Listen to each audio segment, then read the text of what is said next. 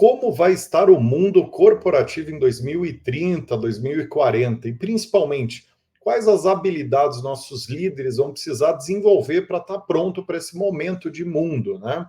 Nossos líderes e nossas empresas no final do dia. No Gestão de Pessoas dessa semana, o programa semanal de entrevistas sobre os principais cases, tendências e boas práticas de RH do momento, nós vamos conhecer o projeto inovador da Raizen, um dos maiores grupos empresariais do país, para se preparar, para preparar seus líderes para esse futuro, o Líder Lab, né? E a nossa convidada para contar sobre esse case deles é a Irina Catapreta, diretora de gente da empresa.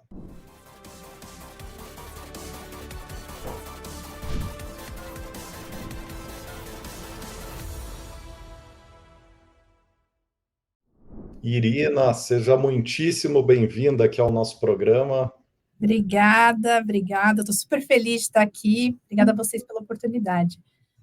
Nós estamos mais felizes que você ainda, porque é uma honra te receber e eu tenho certeza que esse papo vai ser incrível, o pessoal vai adorar esses insights sobre habilidades do futuro. Acho que é um tema que é um dos grandes temas do momento aí, né? Sim. Não, e eu adoro falar sobre ele, porque, na verdade, cada vez que a gente fala sobre ele, a gente aprende, né? Porque tem tanta coisa para a gente aprender ainda, né, a respeito. Então, vai ser um super prazer fazer essa troca aqui contigo. Ah, sem dúvida. E eu vou me arriscar um pouco mais aqui nesse episódio, porque eu sou um estudioso desse assunto. Inclusive, eu participei como professor de um curso sobre planejamento de carreira, e a gente fala um pouco desse assunto, mais na parte do quais são as habilidades, não TID, né? Então, posso contribuir um pouquinho com a questão mais teórica das habilidades que podem ser inseridas num eventual programa, né, de desenvolvimento de líderes para o futuro, né? Então, vamos lá, estou animado aqui com o papo.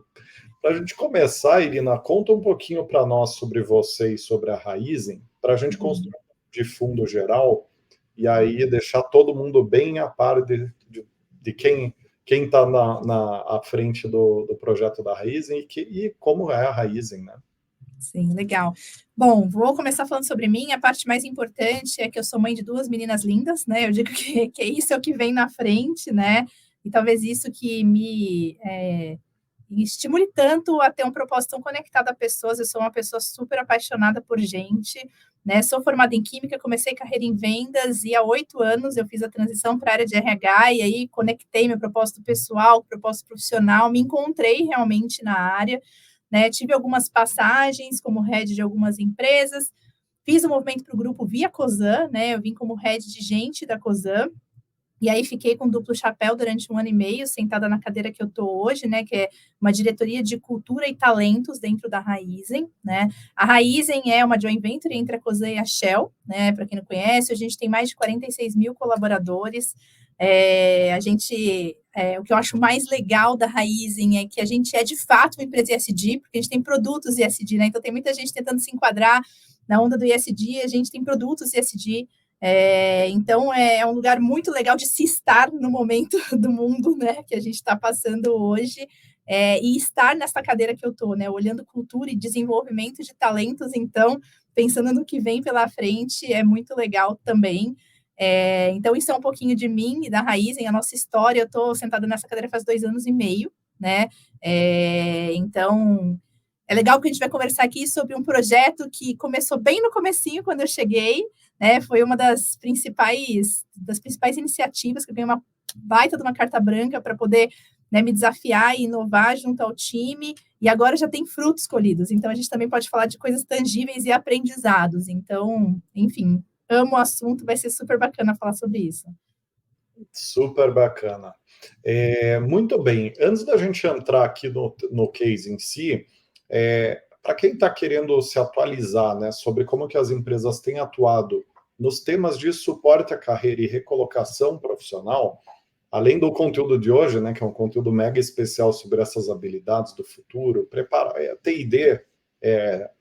TID longevo, né, e com foco em preparar, a The Force Sales Company está conduzindo um estudo super bacana com mais de 500 empresas para entender, com pelo menos 500 empresas, né, que é mais ou menos os clientes ativos do ano aqui, para entender a fundo quais os benefícios de gestão de carreira e recolocação que as empresas estão oferecendo aos colaboradores. Para, com isso, entender como que está funcionando o mercado de suporte à carreira e recolocação, fornecedores principais, entre outras coisas panorâmicas aí em relação a esse assunto. Então, para todas e todos, né, que responderem essa pesquisa, a gente vai mandar em primeira mão esse panorama sobre o mercado de gestão de carreira no Brasil. Então, para quem não respondeu ainda, clica no link da descrição do evento depois de assistir o episódio e corre lá para preencher essa pesquisa e receber o material. Legal. Agora sim, Irina, entrando no nosso tema aqui super especial, né? Para começar, conta um pouquinho mais sobre o que é o Líder Lab, tá? Só para a gente dar um contorno geral do projeto. O Líder Lab, ele é um ecossistema de desenvolvimento de líderes, tá? Putz, mas Irina, o que é isso? Quando eu cheguei com essa ideia aqui, o pessoal falava, meu Deus, mas o que ela está falando, né? Eu vou explicar um pouco da onde vem a minha cabeça, tá? Aqui, da onde veio a ideia, como a gente se formou. Quando eu estava, antes de entrar na Cosan, eu estava na Kraft Heinz, né? E a gente fez um movimento na Kraft Heinz muito forte de cultura, né? E aí o movimento que a gente fez de cultura, ele implicou, na verdade, no desenvolvimento dos líderes, porque você não faz nada dentro de uma companhia se você não mexer com os líderes. Você pode escrever a coisa mais maravilhosa na parede, mas se de fato os líderes não mudarem as atitudes, isso não vai se viabilizar e acontecer. E a gente começou a perceber que a gente precisava tocar em assuntos de humanização. A gente precisava humanizar a liderança, porque aquela liderança lá de trás, que era uma liderança que era comando e controle, o processo está aqui, você segue, eu não quero que você tenha ideia, você não pode ter sensibilidade, isso ficou lá para trás, né? E foi curioso que a gente começou essa jornada na Kraft Heinz muito antes da pandemia chegar. E quando a pandemia chegou, a gente viu que a gente estava tão preparado para enfrentar aquele momento, porque a gente já vinha tocando nesses assuntos que naquele momento foram tão importantes, né? O líder, ele teve que ser humano, ele teve que entender que tinha um ser humano ali, né? A vida pessoal começou a se misturar com a vida profissional. Bom, quando eu cheguei aqui em Cosan /Raizen, a gente não tinha ainda essa pegada, tá? Então, a gente ainda estava naquela pegada de treinamentos formais, módulos longos, sala de aula, com consultoria, né? E aí, o meu desafio foi, putz, legal. Só que a gente tem tanta coisa legal aqui dentro, já da Raizen, né? Que a gente não entende que isso é também aprendizado, que isso também ajuda no desenvolvimento. Então, por que não a gente juntar tudo isso dentro de um grande ecossistema, né? E a gente oferecer um cardápio de soluções para o líder se desenvolver da maneira que para ele for mais interessante, tá? Então, vou dar um exemplo para tangibilizar, a gente não ficar tão etéreo. A gente tem um super programa de voluntários mega legal aqui dentro, né? Junto com a Fundação Raizen. Você quer uma forma melhor de desenvolver uma pessoa do que um voluntariado, né, com pessoas de baixa renda, pessoas de uma realidade completamente distintas, só que não necessariamente a pessoa tem consciência de que aquilo é um exercício de desenvolvimento. Né? Às vezes você vai lá e letra a pessoa em diversidade. Putz, por que você não expõe ela à diversidade por meio de uma mentoria? Né? Então, a gente tinha diversas iniciativas que elas não eram reconhecidas necessariamente como um momento de aprendizado, né, aprendizagem. E aí a gente falou, putz, como é que a gente junta tudo isso? A gente consegue entender como a gente pode usar cada uma dessas ferramentas que já existem hoje, né? E como é que a gente muda um pouco a cara? Porque não preciso mais ficar colocando a galera dentro de sala de aula, ninguém aguenta mais, na verdade, né? A gente sabe que isso é o 10, né? E o resto, cadê os outros 90, né? Então, a gente se desafiou. E aí eu já vou entrar, não sei se eu estou entrando já na sua próxima pergunta, não, se você quiser você me para aqui, mas o principal movimento que a gente fez foi, vamos conversar com as pessoas, entender o que elas querem, né? A gente tem aqui 46 mil pessoas, né? A gente tem mais de 3 mil líderes aqui dentro da companhia de níveis completamente distintos. Então, assim, não existe uma solução para todo mundo, né? São pessoas que estão em geografias completamente distintas, lidando com realidades completamente distintas. Será que a gente consegue clusterizar essas pessoas e tentar ter soluções customizadas para cada um desses clusters, né? Já que é quase que impossível a gente ter no nível do indivíduo, mas que minimamente a gente consiga.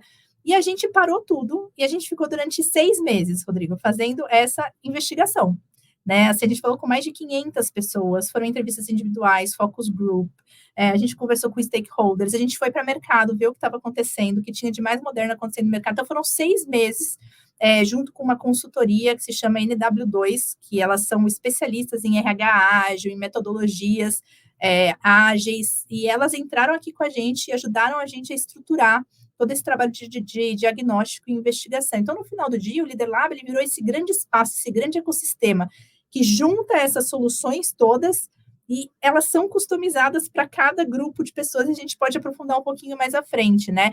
Parte mais legal é a autoinscrição, então ninguém é obrigado a fazer nada. E assim, depois também falo um pouco mais, mas é impressionante como aumentou o engajamento e a participação das pessoas, né, neste modelo. Então, no final do dia é isso. O Leader Lab é um grande ecossistema de desenvolvimento de pessoas. Bem interessante. E quais as principais diferenças do Leader Lab para as demais iniciativas de T&D de vocês, né? E o que levou vocês a separar ele, dar um nome próprio para ele, né? Dar um contorno próprio? Porque geralmente as empresas atuam dentro desse macro sistema de T&D, e aí dentro deles tem jornadas, você tem pontos... Era assim aqui também, tá? A gente tinha uma das verticais dentro da universidade, né? Quando eu cheguei também era Universidade Raizen, uma das verticais é do desenvolvimento de líderes, né? O que aconteceu? Isso foi antes de eu chegar, eles fizeram uma reorganização e eles entenderam que a gente trazendo a parte de desenvolvimento de líderes para junto de talent management, a gente teria o olhar inteiro da cadeia. Então, desde eu estar contratando, por meio de programas de seleção, o estagiário potencial, o trainee potencial, até a gestão do ciclo, né, de carreira dessa pessoa, do ciclo de desenvolvimento, de desempenho da pessoa, até o desenvolvimento mesmo, que tem que ajudar na aceleração do ciclo. Então, foi uma escolha, né? Algumas empresas têm isso junto com a aprendizagem, outras têm junto com o talent management.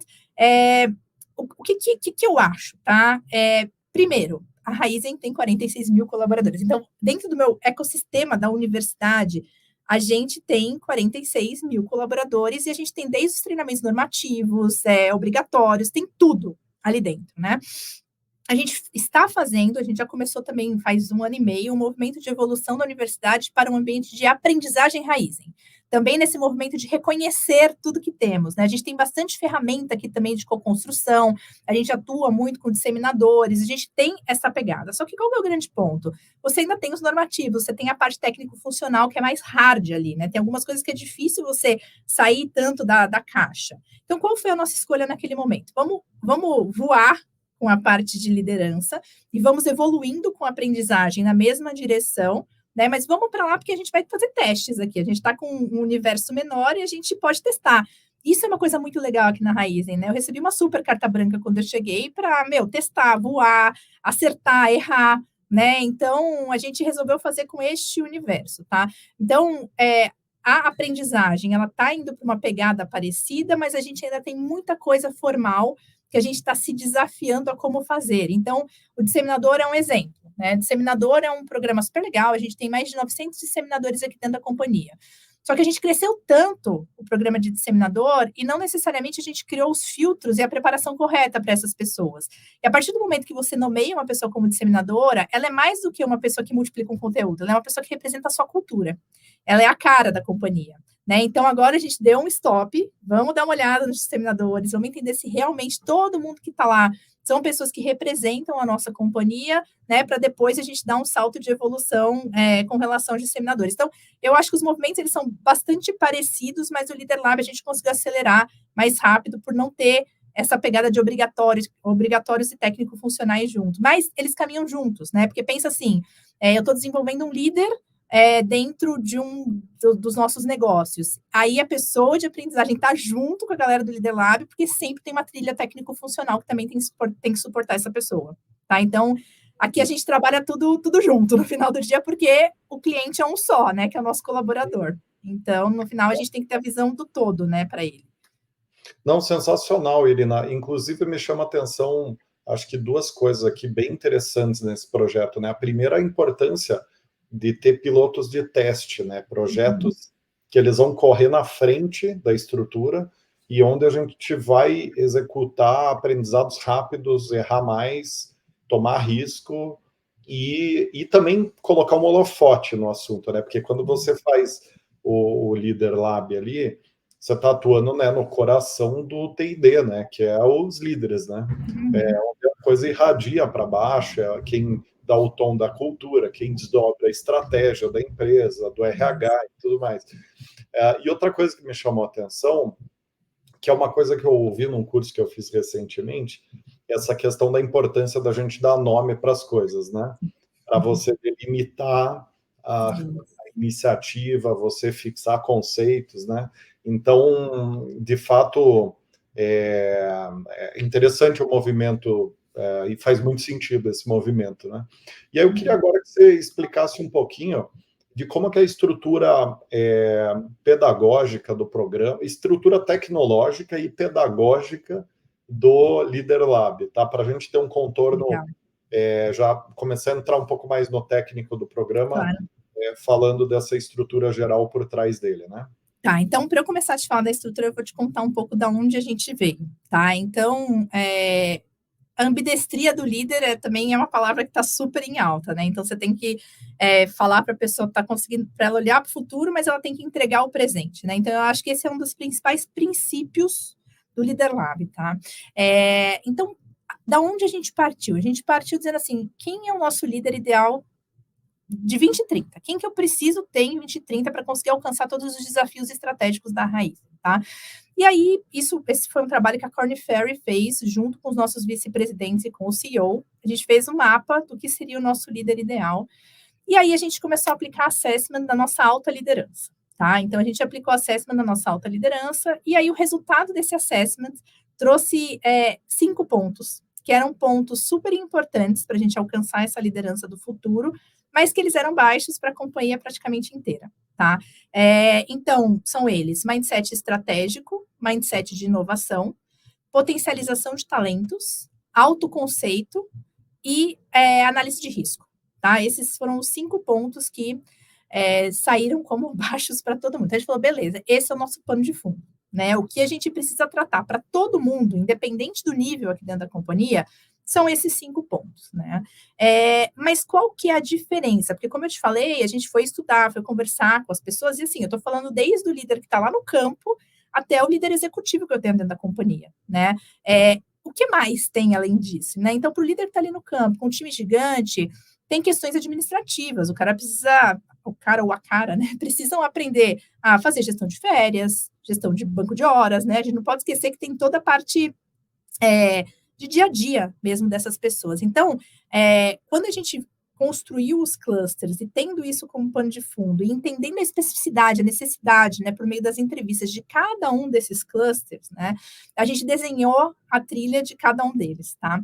E aí a gente foi em busca de parceiros, né? Tipo assim, legal. Então, não tem um parceiro, uma consultoria que consegue entregar todas essas soluções para a gente.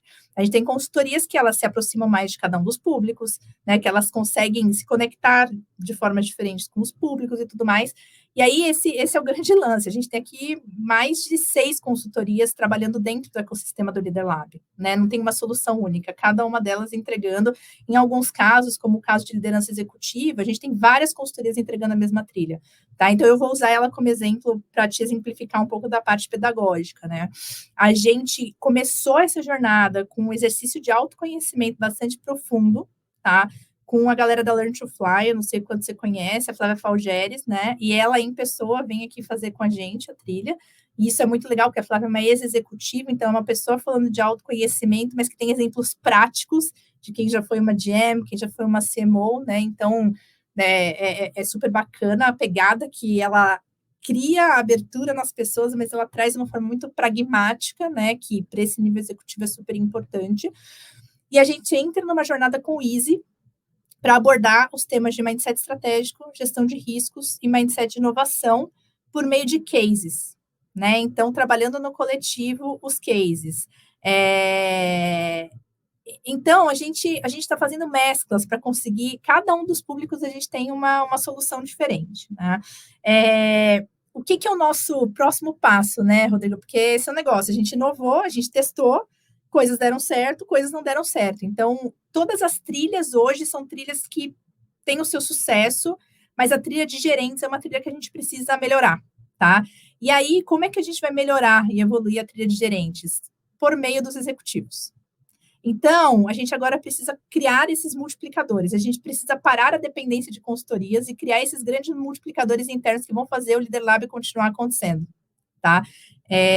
Então, o nosso próximo passo agora beleza, passou 1 ano e meio, né? Agora, como é que eu digo assim, legal, eu investi em você, indivíduo, você se sentiu reconhecido, né? Temos um bom NPS, temos um bom reconhecimento, beleza, mas agora a gente precisa aplicar isso para o coletivo, né? E você é um dos multiplicadores para fazerem o coletivo acontecer, tá? Então, isso vai exigir que a gente aposte um pouco mais em comunicação, a gente prepare essas pessoas para serem esses disseminadores também, né? Isso vai exigir que a gente fale mais de colaboração, que a gente fale um pouco mais de algumas competências socioafetivas, né? A gente focou mais em competências individuais. Então, é um pouco por aí que estamos, tá? Assim, de novo, como ele é um ecossistema, a gente vai juntando uma série de coisas para conseguir chegar no nosso desafio final, né? Então, a estrutura está organizada em 5 trilhas, entendi. Na verdade, a gente tem a trilha do campo, né? A liderança em campo, que são os líderes de campo. A gente tem futura liderança, que são as pessoas que não são líderes ainda, mas são identificados como alto potencial. A gente tem a primeira liderança, tá? A gente tem a gerencial, tá? Que a gente chama de liderança estratégica, que a gente fala é a liderança que precisa começar a ter um olhar estratégico. E a gente tem a liderança executiva, tá? Então, são 5 trilhas que a gente tem hoje, de novo, todas com o mesmo pano de fundo dos 5 temas que eu falei, mas cada uma dando o tom correto para integrar com a realidade daquela pessoa, né? É interessantíssimo, né? Interessante como é importante o design thinking, né? Porque vocês diagnosticaram, né, dentro do macro público líderes, quais são os micro, a gradação, né? E onde que estão os agrupamentos de dor, os dilemas ali, e aí customizaram essa entrega, né, para cada grupo. O resultado desses 6 meses, né, de imersão com metodologia de design thinking foi esse, né? A gente tinha uma one page e até a gente discutiu no meio do caminho, putz, a gente deve dividir por personas. A gente falou, não, a gente não está lá ainda. Né? Vamos nos organizar por público, porque a gente tem faixas de público interessantes para serem utilizadas. E a gente consegue atender ali um pouco do que eles estão nos pedindo, né? Então, é isso, né? Hoje em dia é o que o cliente quer, todo mundo quer ter um atendimento personalizado dentro do possível. Né? E as necessidades elas são distintas. Você não pode, enquanto área de gente, achar que você vai ter uma bala de prata. Não existe mais bala de prata para nada, né? Perfeito. Eu vou até trazer aqui, Irina, a estrutura que a gente consolidou por aqui de habilidades estruturais para o futuro do trabalho, nesse estudo que eu conduzi junto com esse curso, né, de planejamento de carreira. E aí para ouvir tua opinião também do que você entende dessa estrutura, né? Mas a gente fez basicamente um mapeamento das habilidades do futuro ali do Fórum Econômico Mundial, que eles vêm lançando, né? Todo ano eles vão atualizando. E a gente basicamente agrupou, eles geralmente, na última vez que eles lançaram, acho que foram 15 ou 20 habilidades do futuro, e a gente viu uns agrupamentos potenciais, quer dizer, tinha algumas habilidades ali que a gente entendeu que elas participavam de macro grupos, de categorias, né? Eram temas que estavam melhores delimitados num âmbito mais de categorização, e a gente consolidou basicamente 9 habilidades core para o futuro do trabalho, né? Que é análise de dados e solução de problemas complexos, competências emocionais, né? Autorresponsabilidade, que está um pouco... A gente deslocou da competência emocional, que seria uma subcompetência emocional, né? Mas a gente entendeu que teria um local próprio, visto que é bastante estrutural nesse modelo de gig economy, de trabalho por projeto. Essa autorresponsabilidade é quase central na forma de trabalhar nova do pagamento por entrega, não por hora, né? É mindset de aprendizado, capacidade de aprender, de novo, né? Daí, né, mindset de aprendizado como a questão mais de predisposição, e a capacidade de aprender dentro dela aquela questão cognitiva mesmo, né? Raciocínio lógico, inteligência prática e tal. Aí, tendência de usar novas tecnologias, capacidade de sistematizar rotinas e fluxos, são 7, né? 7 habilidades. Isso conversa de alguma medida, porque cada um tem uma leitura, né? E as leituras se complementam, tá? Não tem certo e errado, né? Nesse assunto. Mas isso, de alguma maneira, conversa um pouco com as conclusões e jornadas que vocês têm também, só a título de curiosidade, né? Não, super. Se você for pensar, 5 coisas que eu te falei, elas estão incluídas aí dentro. Elas estão denominadas, talvez, de forma diferente, né? E da mesma forma, quando eu falo, você precisa ter mindset de inovação, eu estou falando de digitalização, né? Eu estou falando de inovação. Então, assim, na verdade, acho que todos os pontos que a gente englobou aqui também estão contemplados dentro do que vocês englobaram aí, né? Eu acho que talvez o que esteja um pouco, que a gente tenha colocado aqui, que talvez não apareça tanto no seu, é a questão da responsabilidade pelo time, que a gente chama de potencializar talentos, né? E aí eu acho que é uma responsabilidade pelo time com o olhar da diversidade, entendendo que o time é múltiplo, você não vai ter pessoas iguais, e você vai ter que conseguir extrair o melhor de cada um, você vai ter que conseguir potencializar os talentos, né? Mas as competências, pensando no desenvolvimento interior, né, do indivíduo, eu acho que elas estão super, super conectadas, então... É isso, né? Assim, mas não é nada fácil combinar, né? Nem fale, né? Porque é muita coisa ali, né, da estrutura que vocês trabalham, né? E ela tem elementos objetivos e subjetivos sobrepostos, né? Então você tem a hard skill ali que está dando, explicando o que é aquilo, e você tem junto com a soft skill, que em alguns casos tá todo mundo aprendendo como fazer, né? Não, e eu acho que tem uma coisa mais desafiadora, tá? E aí, olhando um pouco a história da Raizen aqui, o como a gente chegou até aqui, né, não é muito diferente do que a gente precisa para chegar até 2030, né? E o nosso como até aqui foi um como de muito sucesso. Então, você tem que questionar, né, o como, e era um como muito mais direcionado, do tipo, eu te digo, é muito mais comando e controle, é para lá que você tem que ir. E a hora que você chama a galera para jogo e diz assim, então, agora eu não vou te falar para onde você tem que ir, você vai me ajudar a construir esse caminho, né? Muita gente entra em parafuso, né? Diz assim, mas eu não tenho capacidade. A gente viu isso acontecendo, principalmente nesses exercícios de autoconhecimento que eles acompanharam essa nossa mudança de direcionar. Porque, de novo, né, paralelamente ao Leader Lab, vem os exercícios do Raizen 2030. O Raizen 2030 não foi uma estratégia que a vice-presidência se trancou dentro de uma sala e fez. Foi uma estratégia que todo o grupo de executivos, todos os nível 3, né, que respondem para os vice-presidentes, construíram juntos. Só que eles talvez nunca tinham sido chamados para isso, né? Eles sempre foram direcionados.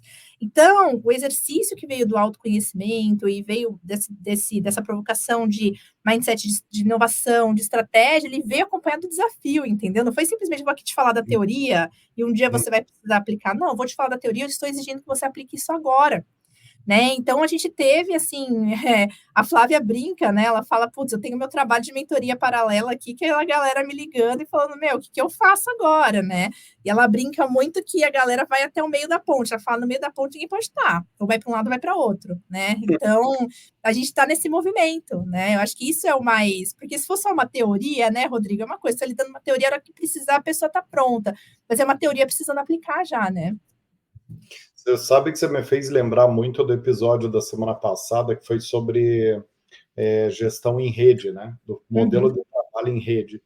E que foi um conteúdo super legal que a Denise Orato, da Roche, trouxe. E aí, no episódio, a gente falou muito da questão da gente vir de um mundo linear e previsível e sequencial, e tá hoje num mundo de 360 graus, né? Multifacetado, transversal, interconectado. E aí, quando você trouxe o case ali da Raizen 2030, de ser bottom-up, top-down, né? Quer dizer, não é mais top-down, ele é bottom-up também.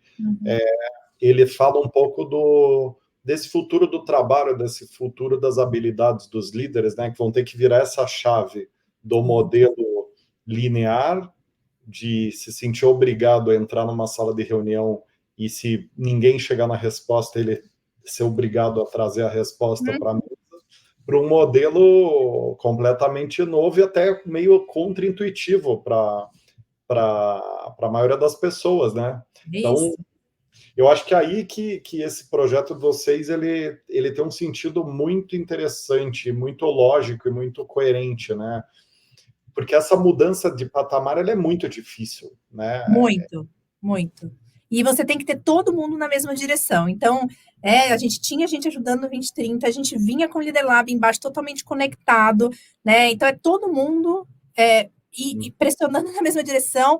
E, por outro lado, também você exige dos business partners que eles suportem, né? Porque no momento que o líder entra em parafuso, ele recorre ao BP dele, o BP tem que estar ali. Não, vamos lá, né? A gente está junto, né? Se você é capaz, sim, a gente está passando por uma transformação, né? Então, enfim, é um movimento legal de se ver, é um movimento que dói, né? Um pouco, o crescimento dói, né? Para todo mundo, mas é um movimento bonito de se ver, sabe? Como a gente, como companhia, está se reinventando e está se abrindo a coisas novas, e aí você vê líderes de muitos anos aqui de casa se abrindo, se expondo, sabe? Tipo, criando conexões, então é um movimento muito legal de se ver. Imagino, né? E o desenvolvimento é algo muito gratificante, né? Como um todo, eu imagino um desenvolvimento tão importante quanto esse, de desenvolver lideranças para o futuro da liderança, né? É isso. Algo que muda a vida da pessoa, a empresa, a sociedade, enfim, tem um impacto gigante, né? E, Irina, entrando ainda mais fundo na estrutura de vocês, dentro da estrutura que foi pensada e está sendo executada, quais partes que você acredita que tem mais funcionado na prática dentro do que foi desenhado para o que está sendo entregue, para preparar os líderes para esse futuro? Só para a gente ter uma pincelada dos pontos altos ali da iniciativa até agora, né? Onde que foram os grandes acertos? Eu acho que toda a parte de customização, né, como eu te falei, você acabou falando de tecnologia e eu não complementei, mas a gente tem um site onde a gente aterriza tudo isso, a gente tem uma landing page, né, então onde a pessoa consegue encontrar todo esse acesso a conteúdos, tem um monte de biblioteca de conteúdos lá, ele é colaborativo, as pessoas podem ir lá colocar coisas também, ele ajuda bastante a gente, então eu acho que essa customização, a liberdade, como eu te falei, é autoinscrição, ninguém é obrigado a nada, até porque quando você começa a acessar, né, quando você coloca em jogo pontos mais humanos, né, vamos dizer assim, quando você fala de uma jornada de autoconhecimento, por exemplo, nem todo mundo está no momento para percorrer isso, e a gente precisa respeitar, você não pode obrigar uma pessoa, né, a embarcar numa jornada de autoconhecimento, por exemplo, se ela não está no momento pronta para isso, né, aliás, é até perigoso e arriscado, acho que esse é um ponto, né, então eu acho que essa questão da autoinscrição também foi super bacana, trazer esse olhar mais humano de autoconhecimento para jogo, isso nunca tinha acontecido aqui dentro da companhia, tá? Então, as pessoas até, né, elas se viram, parece que elas se sentiram valorizadas enquanto indivíduos, né? Eu tenho espaço aqui para falar sobre mim, eu tenho espaço para falar sobre a minha vida e tudo mais. E o modelo de cases, tá? Assim, agora a gente tem um novo vice-presidente, né, que é o Greener, ele acredita muito em action learning, né?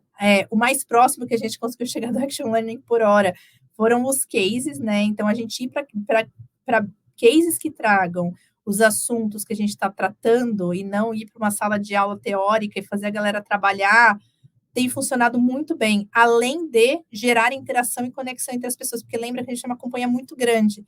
Então, tem muitos pares, né, nível 3, que não se conhecem, que nunca tiveram a oportunidade de trabalhar juntos. Então, quando a gente começa, isso em todos os níveis, né, e a gente tá fazendo esses programas cross mesmo, então, para eles cruzarem as áreas. Né, alguns a gente faz específicos para áreas específicas, mas a maior parte deles a gente está fazendo ele cross, a partir principalmente ali da primeira liderança, justamente para a gente também gerar essa interação. Eu não vou fazer uma coisa específica para uma área. Se você quer fazer uma coisa específica para uma área, você faz uma coisa técnico-funcional junto com o time de aprendizagem. O Leader Lab está aqui para ele ser cross, para ele conectar a companhia. tá? Eu acho que esses são os principais pontos aí, acho, de sucesso. Bem interessante. E como que vocês têm feito para monitorar o avanço dos líderes para o modelo 2030, né? Na verdade, o que a gente tem feito, né? A gente roda um NPS sempre após, obviamente, né? A gente tem um NPS incrível de 95, tá? NPS bem alto. A gente vai monitorando o percentual, obviamente, de pessoas que já passaram pelas trilhas, e aí que vem um número muito legal. A gente teve mais de 1.500 líderes, então 50% dos nossos líderes já passaram em 1 ano e meio pelas nossas trilhas, sendo que no modelo anterior, que era um modelo obrigatório, em 4 anos a gente teve 40%. Então, que é aquela questão que eu te falei, né? Então, da gente monitorar as pessoas que estão passando. E a gente teve, das pessoas que passaram pela trilha, a gente teve 29% de pessoas promovidas. Né? Eu acho que esse é o principal indicador de sucesso, né? A gente conseguir fazer com que essas pessoas vão crescendo dentro da companhia, porque para elas crescerem, elas estão de fato alinhadas com o que a gente precisa para o futuro. Pergunta um pouco, eu não sei se é teu dado aí disponível, mas qual que é a taxa média de promoção dos... Vai pegar agora no pulo do gato, hein? Esse dado seria emblemático, né? Porque teria quase um People Analytics ali da Quase pessoa. um People Analytics, eu vou perguntar. Tem que fazer o teste, é um preditivo de que ela tem alto potencial, tem perfil de liderança, tem, não sei, né? Sim, sim. Não, eu não tenho esse dado aqui, realmente é um dado bem interessante, comparativo. Peguei surpresa. Pegou de surpresa. Para a gente falar se esses 29% são muito ou pouco, mas é muito, porque a galera aqui está vibrando com esse número, e é o mesmo time que analisa as promoções, é o time que cuida do ciclo, mas eu vou atrás desse número, depois eu te conto. Mas é isso, para a gente ter a garantia de que é um acelerador, né? Porque a pessoa passar pela trilha e nada acontecer na carreira dela é um sinal de que não está fazendo mudança, não está promovendo mudança nenhuma, tá? Então, de fato, eu fico te devendo esse número, mas eu garanto que esse número é um número bom. Versus o resto que a gente tem, tá? Uhum. Não, não tenho dúvida, minha curiosidade era para ver o quão acima da média, que certamente ele está acima, né, da média geral, mas o quanto que ele está acima, porque isso também diz muito sobre... aceleração, né? Exato, a capacidade de aceleração ou a pessoa que está buscando tem é um preditivo de que a pessoa é boa, essa busca pelo conhecimento, não sei. Mas sabe uma coisa que é curioso, Rodrigo? Agora você também me gerou aqui uma curiosidade. Eu vou sair daqui, vou atrás desse número, eu compartilho contigo. Mas a gente sempre fez indicação para programas, tá? Com base em potencial, principalmente em potencial. E era o que não dava certo. Era o que a gente não tinha aderência. Então,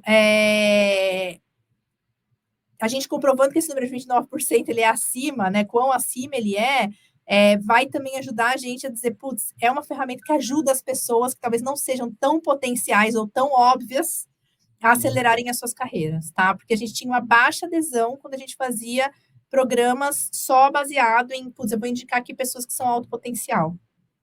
Interessante. Então, esse é um dado interessante da gente cruzar também, né? Então, vou atrás disso aqui, vou te mandar para a gente refletir em cima disso. Maravilha, maravilha. E além dessa alta conversão, né, de alunos em líderes, né, em pessoas promovidas, né, quer dizer, essa proporcionar uma aceleração efetiva de carreira ali para essas pessoas. Quais outros resultados que vocês identificaram que vocês conseguiram trazer para o negócio, assim, com o projeto? Eu acho que o principal deles é, de fato, a reação das pessoas à estratégia Raizinho 2030, né? Que é aquilo que eu te falei, putz, as pessoas estavam sendo desafiadas, chamadas para jogo, para construir a estratégia, e elas estavam, meu Deus, eu não sei fazer isso, o que eu faço, como é que eu faço? E aí eu acho que o programa veio para dizer, você é capaz, né? Vamos olhar aqui as suas habilidades, vamos olhar para frente, a gente está aqui para te ajudar a alcançar esse lugar. Eu acho que esse é o nosso principal fator de sucesso no final do dia, porque este programa ele está a favor da Raiz em 2030, né? Então, eu acho que a gente tem conseguido evoluir na estratégia, a gente tem uma metodologia super legal, sabe, Rodrigo, de marcos causativos, marcos de verificação. Então, a gente tem a estratégia 2030, a gente fez o processo de trás para frente, de 2030, o que a gente tem que alcançar ano a ano para conseguir chegar no 2030, né? Então, a gente tem os nossos marcos, os nossos objetivos muito bem claros, a cada ano do que a gente tem que alcançar para conseguir isso, cada área. A gente tem esses marcos interdependentes, e isso só foi possível por meio desta galera trabalhando junto. Não foi um vice-presidente que sentou e fez sozinho, foram todos os executivos, né, juntos, construindo isso. Então, esse, para mim, não termos perdido ninguém nesse processo, eu acho que é um KPI de vitória aqui do programa, né? E eu acho que também o envolvimento, né, e a validação dos vice-presidentes. Então, poxa, a gente tem ali o Francis, né, que é o nosso vice-presidente de AB, que é a parte de etanol, açúcar e biocombustível, que ele é um super patrocinador, ele faz as aberturas dos programas, sabe? Ele vê como, de fato, o programa está ajudando, até porque a linha B a gente está construindo 20 plantas de etanol de segunda geração nos próximos 5 anos. Então, a gente precisa ter gente preparada, né? Então, quando a gente vê é muito curioso, assim, a gente sentou um dia para ter uma conversa sobre programas, né? Como a gente ia fazer programas de talentos para a gente acelerar o pipeline para conseguir alcançar. E a gente chegou à conclusão de que os programas de talento, eles são importantes, mas o Leader Lab estava aqui dentro para acelerar as pessoas que já estão aqui dentro também, né? Então, a gente acaba tendo uma ferramenta que toda hora é trazida para jogo. Legal, a gente está trazendo gente de fora por meio dos nossos programas, mas o Leader Lab é quem vai desenvolver quem está aqui dentro. Tá? Então, quando a gente começa a ver as pessoas citarem, as pessoas quererem, as pessoas, né, elas estão reconhecendo como uma ferramenta, porque no final do dia é isso, né? Que eu acho que essa é o pulo do gato, talvez a grande mudança que tenha acontecido com o RH.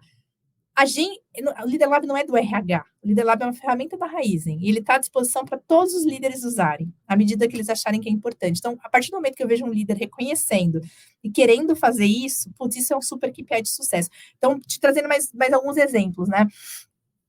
Depois que os líderes executivos percorreram com a Flávia o autoconhecimento, todo o time comercial, todos os líderes, diretores comerciais procuraram ela, e eles fizeram sessões de liderança adaptativa com os times deles. E ela foi e conduziu junto com eles essa pauta de liderança adaptativa, né? Que tem tudo a ver com o que a gente está falando, sobre a mudança do que a gente está exigindo dos líderes, né? Sobre a ambidestria do que o cara precisa fazer hoje, olhar para o futuro. Então, o líder identificar essa necessidade e ver que a gente está trazendo para ele uma ferramenta que está ajudando ele nisso, putz, para mim também é um super KPI de sucesso aí para a gente, sabe? Muito legal. Assim, teoricamente falando, né, mas eu também visualizo em tese um ganho também de confiança, né, para as pessoas, porque é muito, acho que todos nós é muita gente, mas eu acho que a maioria de nós sofre um pouco da síndrome do impostor quando a gente vai para um cargo de liderança ou é promovido para um cargo de C-level, né? Você fica, puxa, será que eu tenho o suficiente? Será que eu vou conseguir? E aí, quando você tem uma trilha customizada para ter um momento, que aquelas 5 jornadas que você falou, elas estão em 5 momentos. 5 momentos muito claros e que tem dores muito próprias e que são agudas as dores. Aí, quando você entrega isso, eu acho que dá um conforto psicológico de que, olha, tô fazendo por onde. Pode ser que eu não consiga, mas eu tô fazendo por onde, porque eu tô aqui, eu tô fazendo curso, eu tô tal. Então, acho que o treinamento ele também tem um papel de alívio mental, alívio mental, assim, de, poxa, tô me esforçando, tô fazendo minha parte, né? E tem alguém se preocupando comigo, né? E aí eu acho que esse também é um ponto legal de falar. A gente também tem algumas ativações específicas para mulheres, né? Dado que a gente tem o nosso desafio nosso compromisso, né? De mulheres na liderança, a gente fez algumas trilhas de mentoria coletiva com as mulheres, de níveis diferentes. Então, a gente falou, putz, a gente precisa trazer muita mulher do mercado. Beleza, mas eu vou trazer a mulher, vou jogar ela aqui. E aí a gente foi criando essas mentorias coletivas. E assim, era tão legal um espaço de segurança, porque aí tem a confiança no coletivo. Tipo, eu estou vivenciando essa dificuldade, que eu acabei de assumir uma nova posição de liderança. Eu sou uma mulher, que eu tenho todos os gatilhos, né, instaurados, mas, pô, tem várias outras aqui, eu tenho um ambiente seguro para tratar sobre isso. Então, aí entram também as especificidades do programa, né, que dentro dele, pô, a gente tem também direcionamentos específicos para grupos específicos, tá? Interessantíssimo, interessantíssimo. E agora falando dos desafios, né? Onde que vocês têm mais enfrentado a dificuldade em fazer o projeto concretizar todos os fins dele, né? Bom, eu acho que o principal ponto de dificuldade é relacionado à inovação, né? Acho que a gente falou um pouquinho. A gente trouxe uma pegada de inovação, levando muito para o futurismo, e a galera não conseguiu capturar e tangibilizar, né? Então, calibrar um pouco o que é essa inovação, né? Talvez até entendendo um pouco mais o perfil do nosso público mais pragmático, que está fazendo esse movimento de deslocamento para um olhar futuro. A gente teve que dar uns passos para trás e falar, putz, não é por aí, né? E colocar dentro dos cases, e cases do Easy, que são cases um pouco mais mais tradicionais, vamos dizer assim, porque a gente trazia assim alguns assuntos, e eles falavam, mas não consigo conectar isso com a minha realidade, né? Então esse é um cuidado bem importante, porque inovação está todo mundo falando sobre, né? O difícil é como você falar sobre isso. E eu acho que o segundo desafio, que eu acho que esse é o mais, assim, que é o grande foco agora, é que o sonho grande, né, é que isso seja um ecossistema que se retroalimente. E hoje eu sou alimentada por consultorias, tá? Então, a formação realmente desses multiplicadores e disseminadores que vão retroalimentar o ecossistema, que eu acho que aí entram outros aspectos, né, Rodrigo? Isso é um aspecto cultural muito forte, né? E aqui, culturalmente, a gente não tem essa tradição.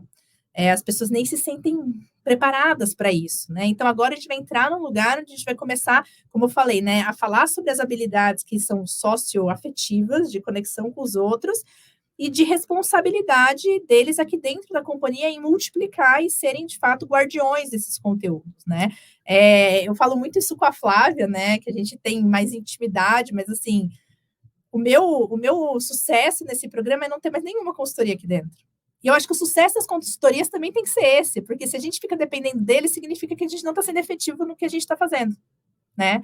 Então, eu acho que esse é o desafio que a gente ainda não conseguiu. Eu acho que ele tem uma pegada cultural, mas para esse próximo ano a gente vai bater duro, focar duro, até identificar quem tem o perfil para isso, né? Quem são as pessoas, quais são os temas que essas pessoas têm mais habilidade, que elas, né, poderiam multiplicar. Então, acho que esses são os dois grandes desafios, tá? Olha, mas desenvolver habilidade socioemocional é um desafio gigantesco, né? Porque assim, é algo muito pessoal e muito complexo, né? E tem muitos caminhos, né? Tem a terapia, tem cursos, Mas mentoria. talvez não seja desenvolver, né? Talvez seja identificar. A gente está indo para um lugar de identificar, né? Fazer um assessment para a gente identificar quem tem, e aí pegar essas pessoas, você topa, né? Ser um multiplicador daquilo, e aí a gente começa a multiplicar dentro de casa. Você cria referências culturais, você cria referências de líderes inspiradores. Eu acho que o efeito colateral disso, para a companhia como toda, é muito bacana, sabe?